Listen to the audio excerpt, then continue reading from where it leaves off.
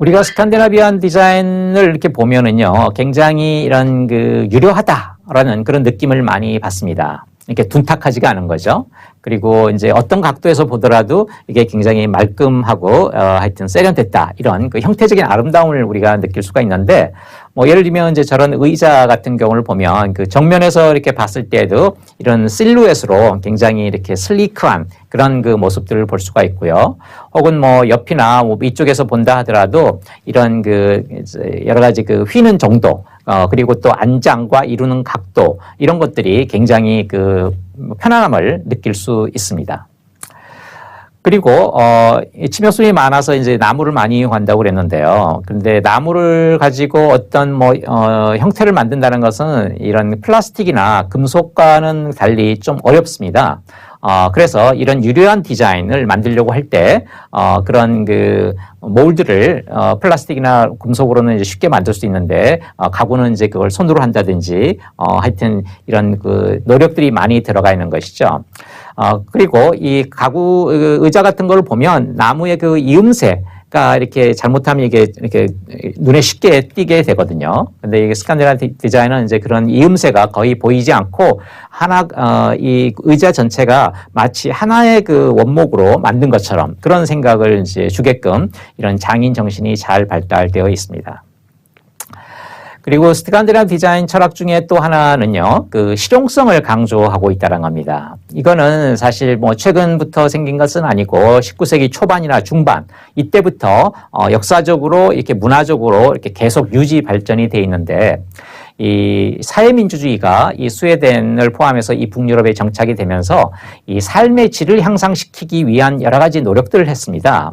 물론 이제 경제 그런 소득을 높여서 이렇게 삶의 질을 향상시킬 수도 있지만, 분명한 것은 이런 그 라이프스타일 그런 철학자, 라이프스타일 그 개혁가, 이런 그 사람들이 생각하기에는 이 디자인을 잘 하면 이것이야말로 바로 삶의 디자인을 올려줄 수 있지 않겠느냐, 이런 생각을 강하게 갖고 있고 지금까지 그렇게 하고 있습니다. 그래서 이거를 우리가 디자인 민주주의다, 이런 표현을 쓰고 있습니다. 그래서 실용적이고 합리적인 디자인을 만들자는 거죠. 그래서 어떤 뭐 돈이 많은 그런 그 상류층을 위한 것이 아니고 뭐 돈이 적정히 있는 그런 중산층을 위한 가구를 디자인하자. 그리고 거기에 맞춰서 가구를 대량 생산하자, 이런 생각을 하게 됐고요. 그리고 여러 가지 그런 칼럼니스트나 그런 그 디자이너, 그리고 또 이런 사회 개혁가들이 이런 신문이나 잡지를 통해서 좋은 디자인이라는 게 과연 뭔지, 이런 것들을 자꾸 소개하면서 일반 사람들이 디자인 감각을 갖도록 그렇게 일깨워주는 역할을 했습니다. 그리고 이런 결과적으로 디자인 감각, 이게 이제 국민의 기본 소양으로 갖추게 됐고, 그래서 좀 이상한 디자인의 가구, 인테리어가 나오게 되면 이제 소비자들의 소양이 많이 올라갔기 때문에 그런 걸 이제 배척하게 되고, 이제 그런 건 퇴출하게 되는 거죠. 그래서 디자이너들이 더욱더 열심히 세련된 그런 디자인을 만들도록 하들로 하는 그런 이제 촉구하는 그런 그 역할도 하게 된 겁니다. 그런데 19세기 초반 중반부터 이제 실용성을 강조하는 디자인을 추구했다고 제가 말씀을 드렸는데요.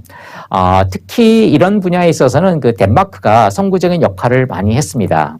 그래서 우리가 뭐 핀란드, 스웨덴, 뭐 노르웨이 디자인도 얘기하지만 어떻게 보면 이 디자인에 있어서는 덴마크가 가장 먼저 선두 주자인데요. 그래서 덴마크 기능주의다 이런 말도 하고 있습니다. 그래서 이 나라 경우에는 개인이 원하는 그런 디자인을 그 디자이너들이 이제 마음대로 이렇게 시도를 하고요, 제작에 참여하고, 이제 이런 분위기가 사회 전반적으로 이제 퍼져 있고, 또 중소 그런 기업들이 이런 디자이너들을 이렇게 채용을 해서 또 그것을 상품화하는 그런 기회들을 많이 제공을 하고 있습니다. 그래서 더욱더 많은 디자이너들이 이제 그런 실습에 참여하게 되고, 또 특이한 그런 디자인들이 많이 나오기 때문에 소비자들한테는 또 선택의 범위가 넓어지게 되는 것이죠. 그리고 정부는 이런 기업에게 그냥 내버려 두는 것이 아니라 이런 그 가구 학교를 이제 만듭니다. 덴마크 왕립예술학교라고 그러면 굉장히 유명한 학교인데, 거기에 이제 그런 가구 학교를 만들어서 이런 가구 디자인에서 훌륭한 인재들이 많이 나오도록 그렇게 이제 육성을 이제 한 거죠. 그래서 이제 이런 그 탁월한 그런 그 디자이너들이 많이 생기면서 수출을 많이 하게 되고, 또 해외에서 인기를 끌게 되고 이런 수출에 또 힘입어서 경제 발전도 잘 되는 그런 선순환 구조를 덴마크는 갖게 됩니다. 그리고 이 스칸디나비안 이쪽에 그런 그 책상 같은 것을 보시면은요, 이 다리가 이렇게 일직선, 강목 뭐 이렇게 된다기보다도 이제 윗부분은 좀 두껍다가 아래쪽으로 갈수록 이렇게 가늘어지는 그런 것들을 많이 보실 수가 있습니다. 이걸 얼핏 보고서 사람들은 왜 저렇게 만들었지? 뭐 좀 다리가 약하지 않을까? 이런 생각을 할 수도 있죠. 그런데 이거는 상당히 그 스칸디나비안 디자인의 그 기후와 밀접한 게 연결이 돼 있습니다. 스칸디나비아는 대부분의 그 지역이 해안과 많이 가깝고요. 그리고 이제 겨울에 이제 눈 이런 것들이 많이 오기 때문에 습도가 높습니다. 그래서 이런 그 방바닥에 이런 습도가 많이 있거든요.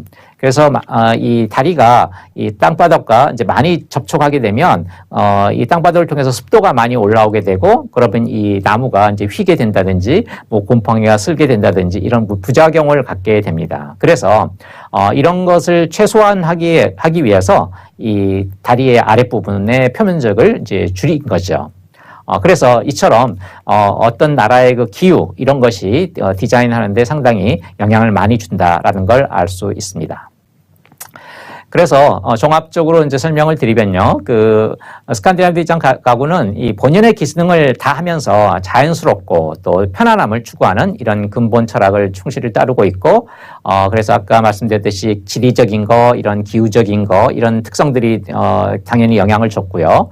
또 사회적으로 이제 그런 정부나 이런 그 사회 개혁가들이 또 얘기한 것들, 그리고 19세기 뭐 중반 그때부터 이런 그 디자인 전통, 디자인 민주주의 이런 역사적인 특성들이 다 반영이 돼서 지금의 스칸디나비안 가구를 만들었다. 그렇게 생각을 하시면 되겠습니다.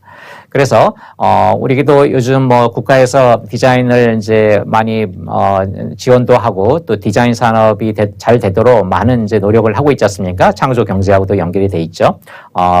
아닌 게 아니라 스칸디나비아 그런 국가들도 그런 노력들을 많이 했다는 것을 알 수 있고요. 그래서 이런 그 좀 더 기능적인 거 플러스 미적인 거 이런 것들이 잘 그 버무려진 그런 훌륭한 디자인을 이 북유럽 국가들은 만드는 데 성공을 했습니다.